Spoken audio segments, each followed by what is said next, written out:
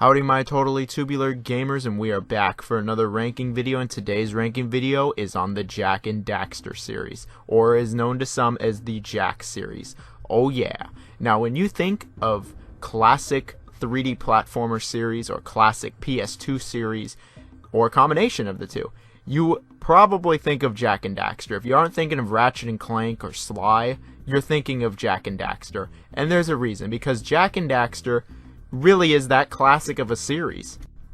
Developed primarily by Naughty Dog, the developers of Crash Bandicoot, Jak and Daxter really took the 2000s by storm to become one of the icons of the PS2, if not the icon of the PS2. And today, even today, the series is still very beloved by all of its fans and PlayStation fans alike. People have been clamoring for another Jak and Daxter one day, and while I also hope that we get eventually another Jak and Daxter one day, I'm going to be ranking all the games that are out thus far. There's 6 Jak and Daxter games. Most of them are developed by Naughty Dog, the great developers. But let's just get right into it. We're going to be ranking these games based off quality, how well they've aged, how well they play, and, well, just how I feel about them. So, let's begin with what I think is the worst Jak and Daxter game. Now, the worst Jak and Daxter game is actually not by Naughty Dog, and this was the last official Jak and Daxter video game. While Jak and Daxter have shown up in other games since then, this is the last, main official Jak and Daxter game, and it is Jak and Daxter: The Lost Frontier, developed by High Impact Games.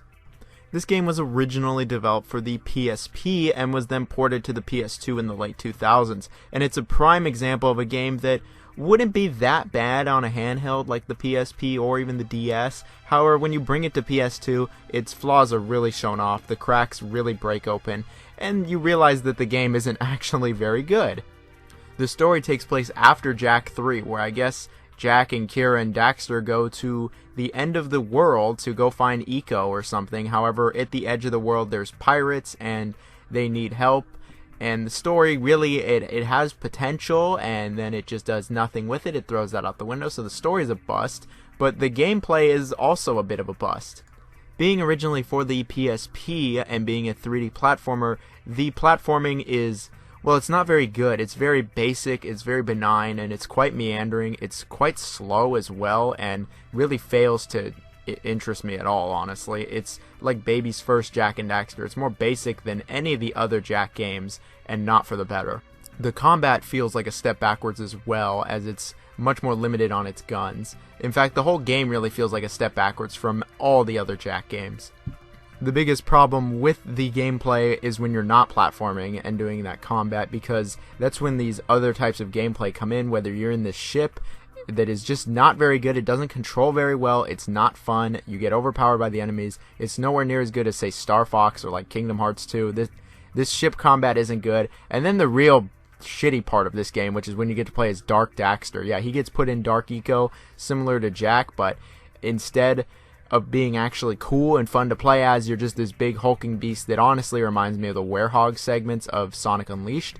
Only I will say that this is way worse than Sonic Unleashed. Sonic Unleashed looks like freaking Devil May Cry compared to this. This is just bad, with poor level design, even worse controls, and it's just ultimately very boring.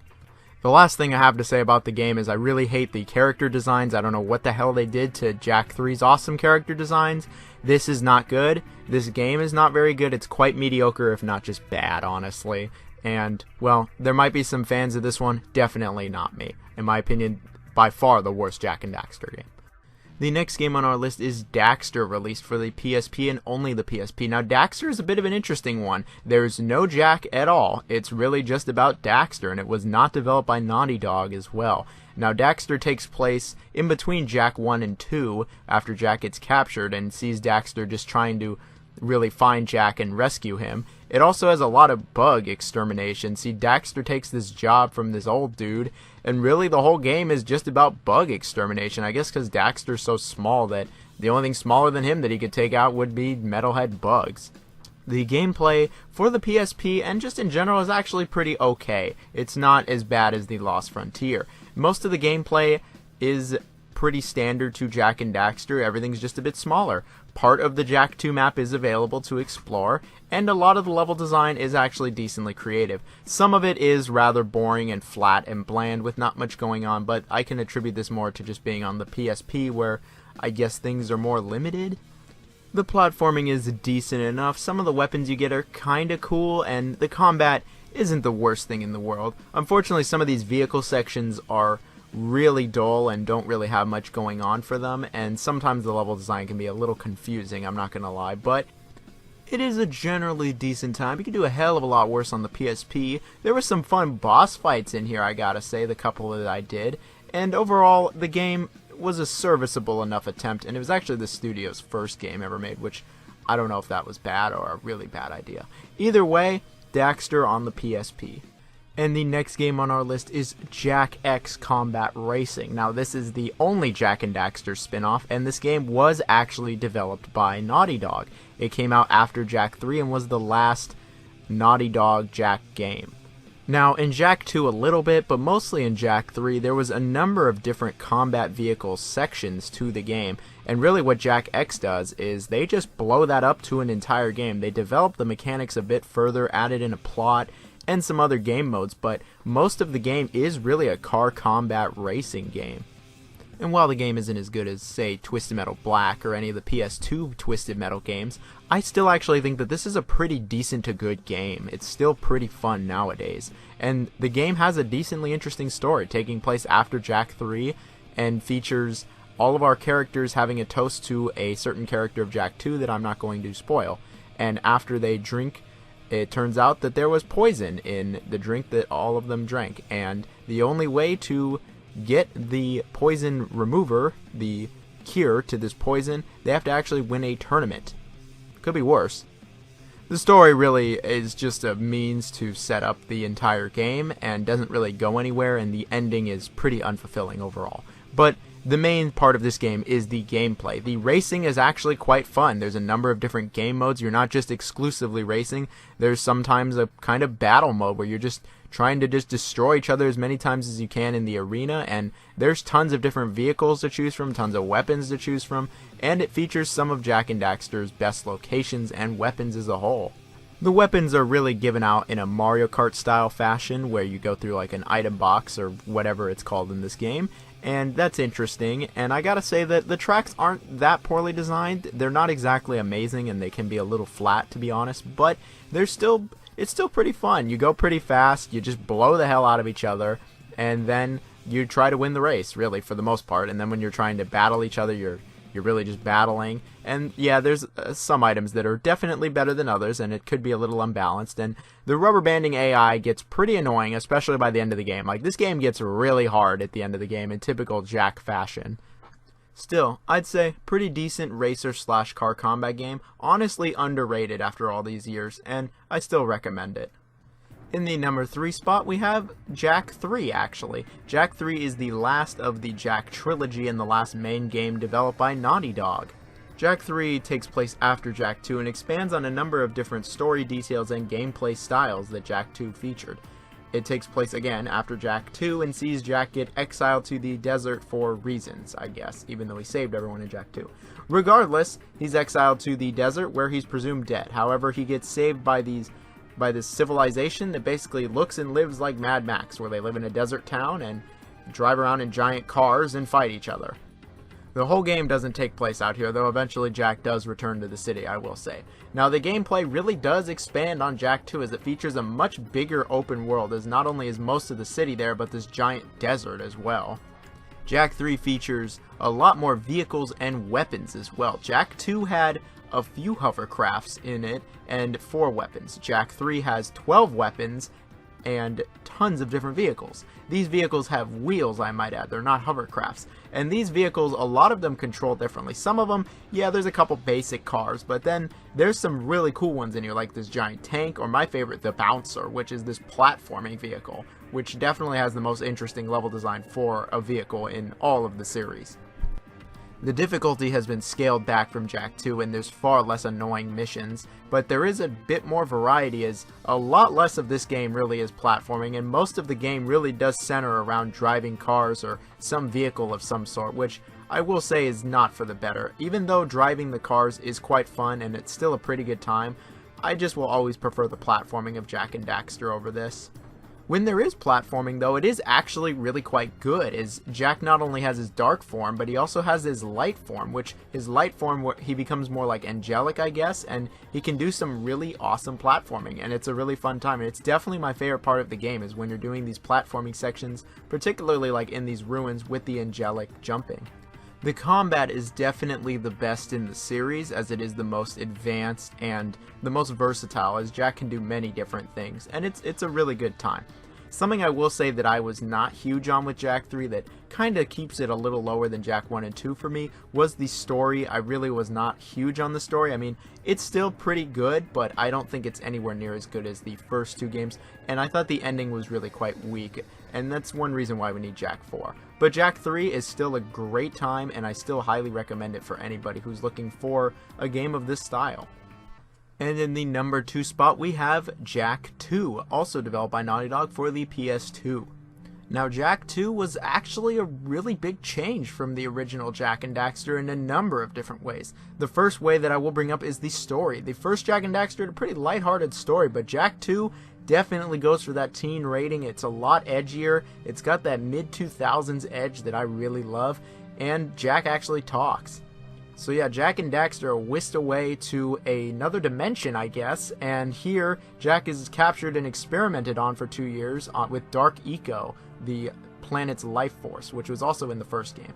And through this Dark Eco, he's able to actually speak now, which is cool, but on the flip side, he turns into a monster when he collects enough Dark Eco. And really the story is about him rising up with a rebellion against the oppressive city and Praxis, which is a pretty good story. I actually quite like the story of Jak 2 a bit. It's a lot more fleshed out, and again, it is edgier, and that always resonates with me. The game has gone from a happy-go-lucky open world kind of platformer where you could just collect stuff like Mario to a much more edgier, darker, open world sandbox GTA style world where a lot of the game isn't platforming. A lot of the game is driving around, it's doing missions, it's driving to the next location.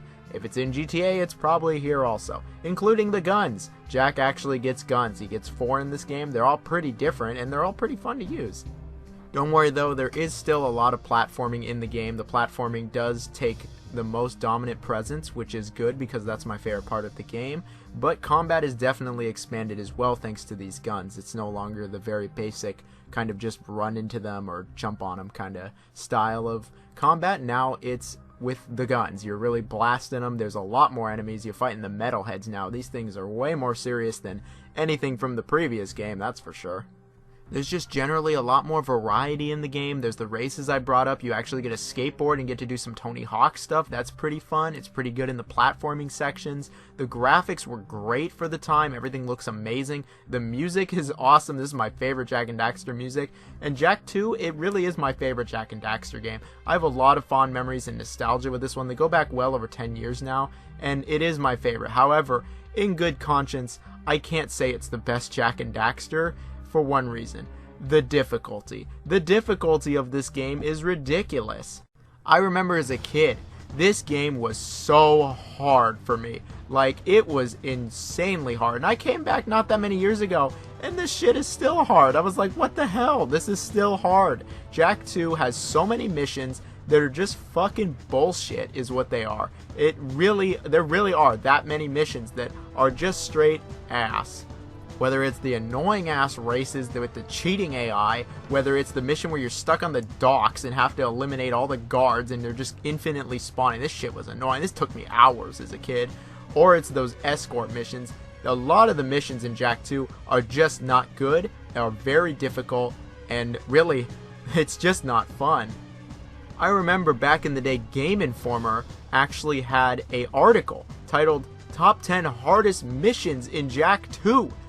This was back in the magazine days. This shit is hard. this was more frustrating than anything else. Like, I can confidently say that Jak 2, a lot of these missions were very frustrating. It wasn't that, oh, it's difficult and it's good, it challenges you, it makes the player engage. No, this is just frustrating. That's what it ultimately was. There are tons of frustrating missions in this game.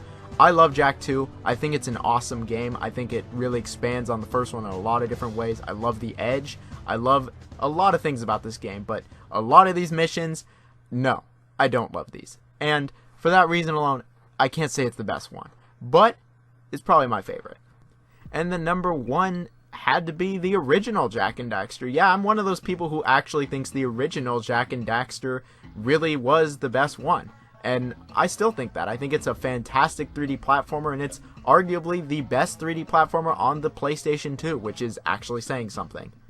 The story is quite basic, and it's a lot more lighthearted, especially compared to the other two games, but I honestly quite like it. I like how it's really just kind of happier, it's a much more lighter tone, and sure, there is a place for the edgy stuff, don't get me wrong, but I quite like the happier tone here of the game, and sure, the game doesn't really do all that much with its story, and the ending is kind of silly and a bit of a cliffhanger, but hey, we know what happens now. The thing that really gets me about this game, that really makes me think it's the best of the Jak and Daxter games, is the level design and the platforming. I think both of them are fantastic. I love the entire open world of Jak and Daxter, the first game, and I think it's a really fun time, and the level design is consistently interesting, different, and will constantly be challenging you, as it's not a walk in the park either. Their main collectible is the power cells. Instead of the more GTA-styled missions that Jak 2 and 3 has, this is more like Mario or Banjo-Kazooie, where you have to collect all these power cells and a few other collectibles as well to progress through the game, and honestly, this just resonates more with me. I've always been more of a platformer kind of guy, but think that the game can stand head and shoulders with Banjo-Kazooie and some of the better Mario games, as it's just as good in the same aspects that those games are great. It's great to collect everything is consistently interesting, and the game does a great job of mixing it up occasionally with some vehicle sections that are actually pretty alright. The pacing throughout the game is superb as well, as it doesn't go on forever, it doesn't drag on. You're changing up environments. Quite often you're going to different places. Like, there's not really any backtracking either. Like, it's just really tight, well done, and it's a great experience. And it really shows that Naughty Dog, they really are in the royal family of platformers. They're not the kings, but they're definitely in the royal family. And this game shows that. I love this game. Something that I haven't really mentioned for any of the games, but all of them, at least the main three, feature this. There's no load screens at all in the game. It's very seamless. You can go through the whole game without a load screen, which is pretty amazing, especially for the PS2, but this first game, that's definitely the most mind-blowing. And it's still kind of mind-blowing nowadays, because we got load screens in modern games, honestly. Graphics were great, the music was great, Jak and Daxter was great, and that's really the end of this video. Now, I think we can all agree, at the very least, all the Jak and Daxter games, they're, okay, almost all of them, all the Naughty Dog ones, they're all pretty good.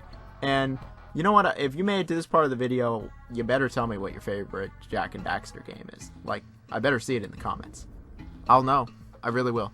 Either way, you guys have a good one. Have a good holiday, Christmas, New Year's, Halloween, President's Day, I don't know. You have a good one. See